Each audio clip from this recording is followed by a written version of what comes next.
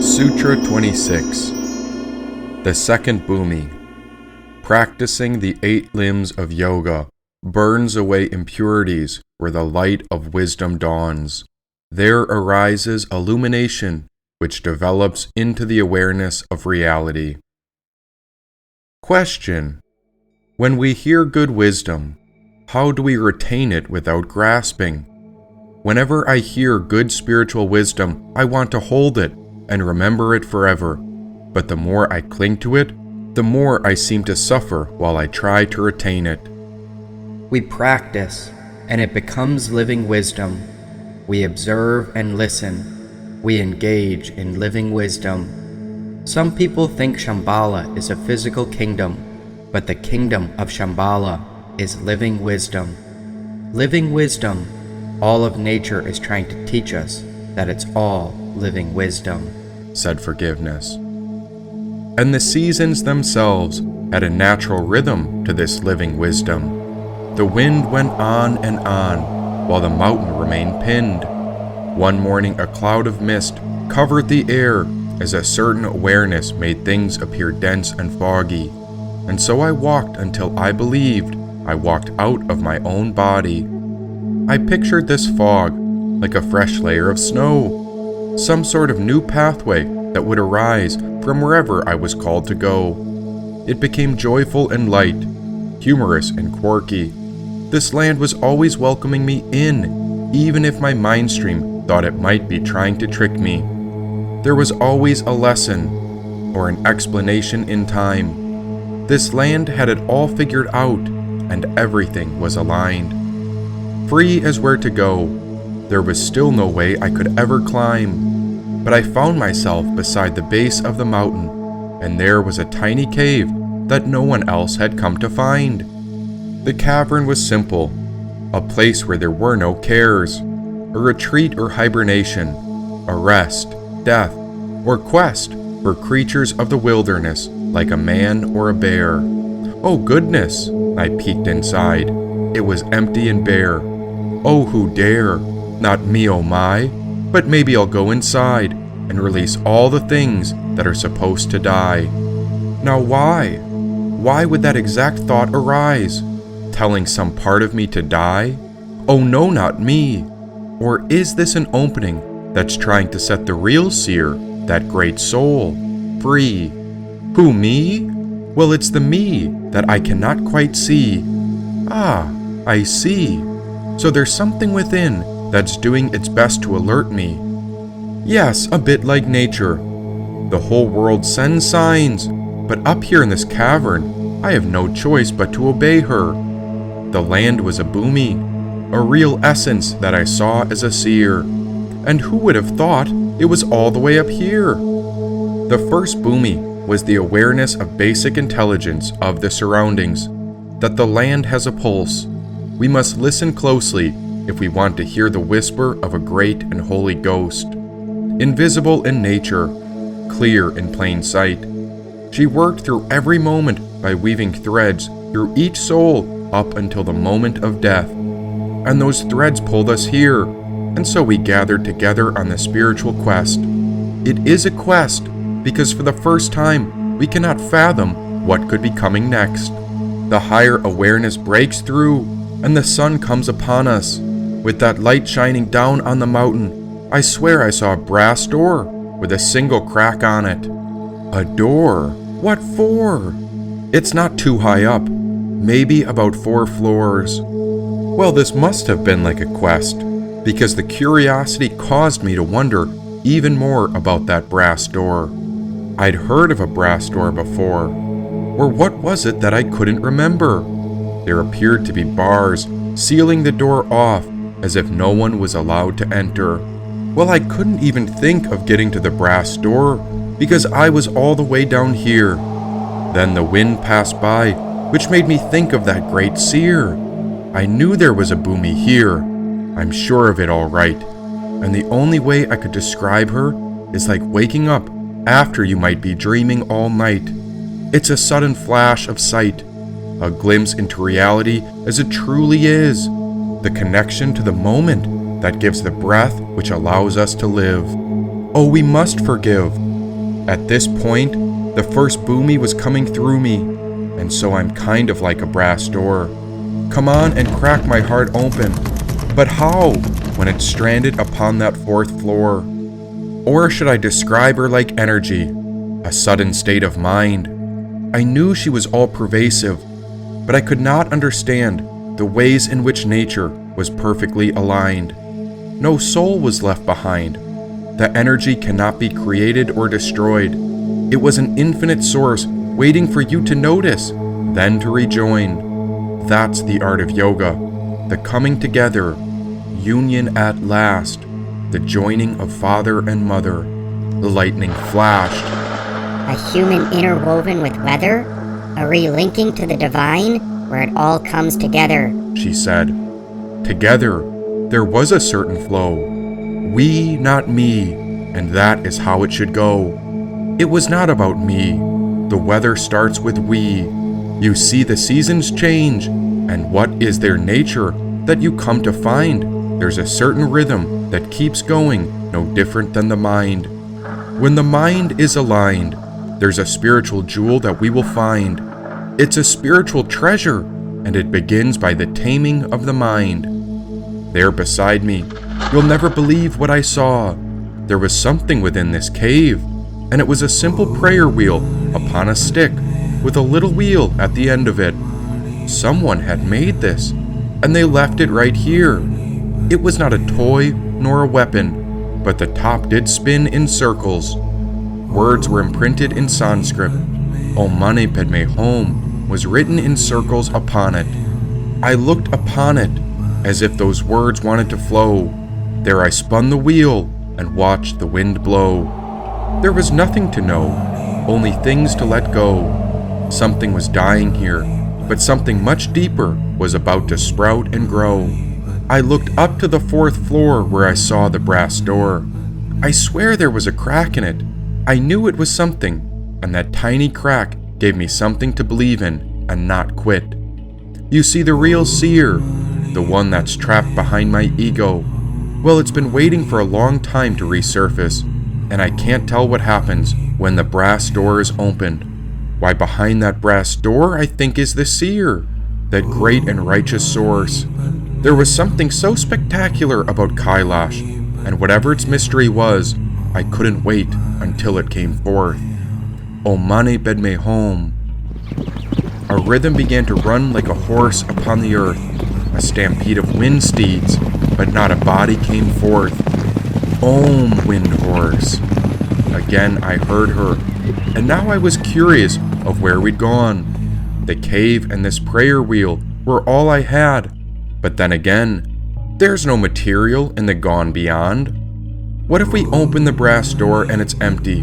What if it's just an old room? You know, the king's chamber in the Egyptian pyramid was empty, or so they say, and I've heard there's giant granite slabs overhead, so I do wonder if the whole structure is like a tomb. But all this work for just one empty room? Come on, no one would build something so dumb. Something smart put that door there, and I am curious of what might be beyond it. Well, I'm in no rush, and there's nothing I should expect in it. I'll come back to the moment. Now I notice how thoughts project, and I shouldn't mess with the logic, otherwise it makes the thoughts more perplexed. Like if I comment or criticize some words, and go on about some flow, then eventually we'd arrive back in the moment, which holds the wisdom that most don't know. And what's beyond the brass door? Is it where we're called to go? And so forgiveness spoke. The mysterious kingdom of Shambhala, also known as Shangri-La, is a legendary kingdom that is believed to be somewhere in the Himalayas. It is shaped like an 8-petal lotus or a lapis lazuli pyramid. Shambhala means peaceful or tranquil. It is a palace of enlightenment and spiritual bliss. It is a hidden land where people live in harmony and peace, free from suffering. Within it waits Rudra Chakran. Who? True. When the incarnation takes place, it will end the age of Kali, and Rudra will kill the evil beings The age of illusion will be over. Once the brass door is opened, the whole veil will break open. Shambhala cannot be seen with the physical eyes, and many have searched for it, but none have ever found it, said Forgiveness. Then how do you know of it? It's not something you know, but there is a path to understand. Those without a body know to seek it, and so it must be found when a soul embodies life as a human woman or man. The only one who can open that door is a human being. That is the way to open the veil and enter into eternal seeing. In essence, a great release, a spacious place to hold peace and relief, a shift into the heart and healing for grief. Many wonder, how could life come to this? But still we do not quit. A shift to healing will emerge once the brass door is opened, said Forgiveness. But the way, how will one travel and go? You said this is something to be understood, yet how can it be known? That's like asking how the plants, creatures, and people are grown. I do not know, yet they grow. So how must I go if it is not something I can know? Let go, and I will show the best place to start. There is the Eightfold Path, which I call the journey into the fire of the burning heart. It's a lot like a fire, purification of the soul, something to tear away all that isn't needed to prove that your spiritual essence is complete and whole. Many call it dying, but it's not so bad.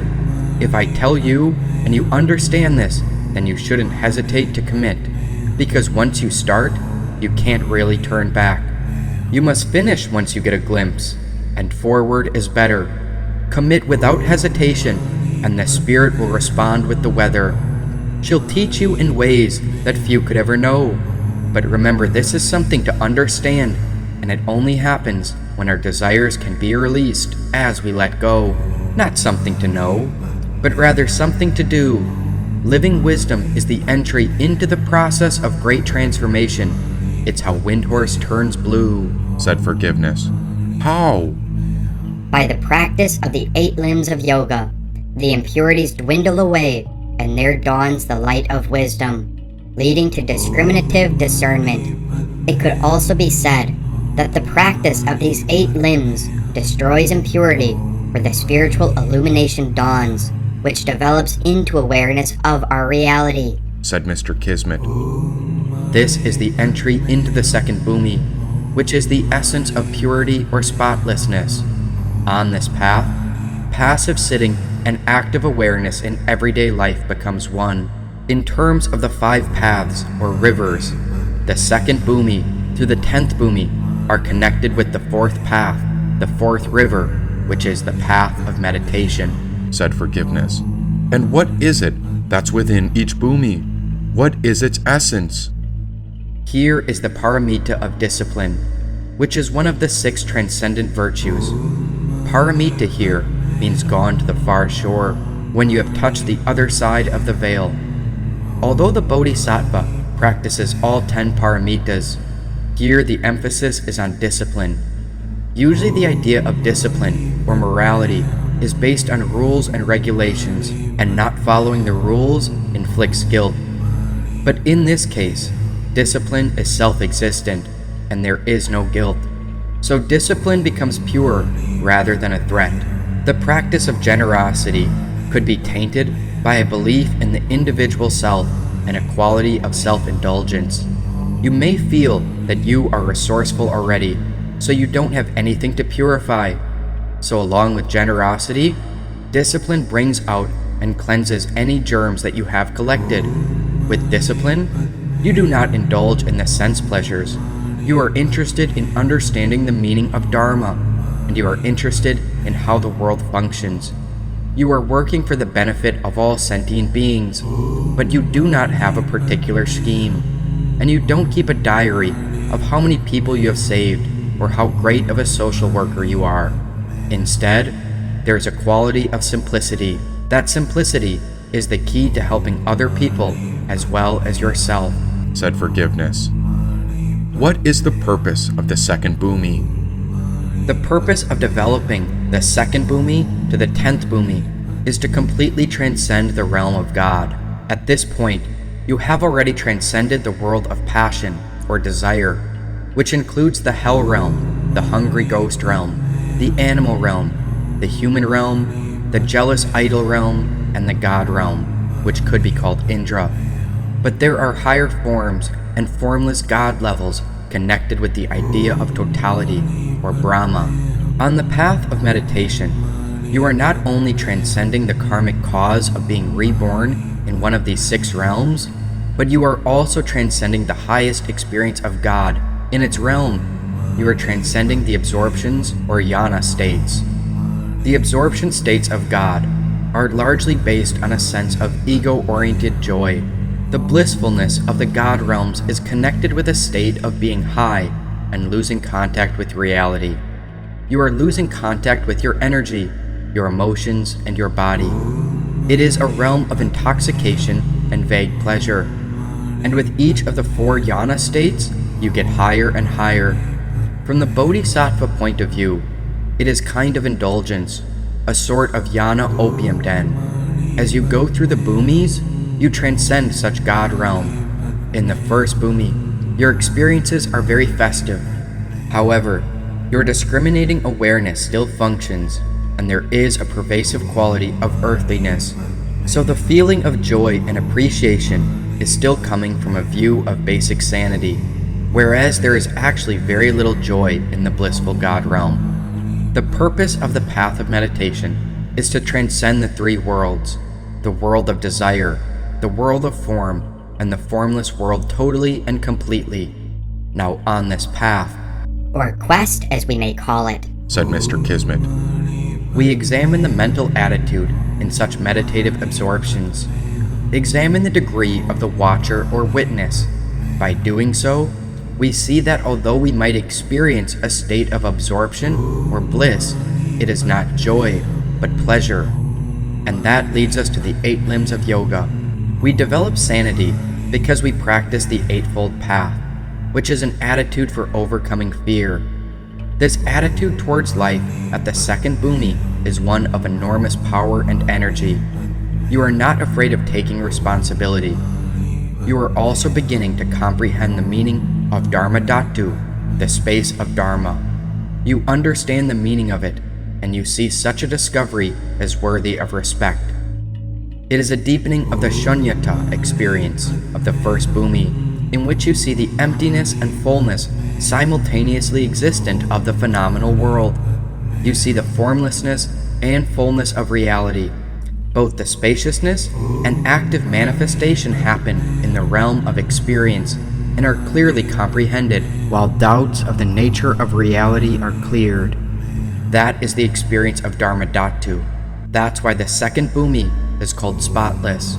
It is said in old scriptures that a seeker that discovers the Second Bhumi will become a king or queen, a leader or a wise person. You begin to regard yourself as a Dharma Raja, a righteous sovereign ruler of Dharma. The joyful experience of the first bhumi leads to a sense of relaxation, and you understand completely the needlessness of fear. There are no dark corners. Your discipline is spotless, and your experience becomes open, powerful, and immaculate, said Forgiveness. Ah, so, yes, now you know. Time to grow, said Mr. Kismet. a time to let go. Said Forgiveness.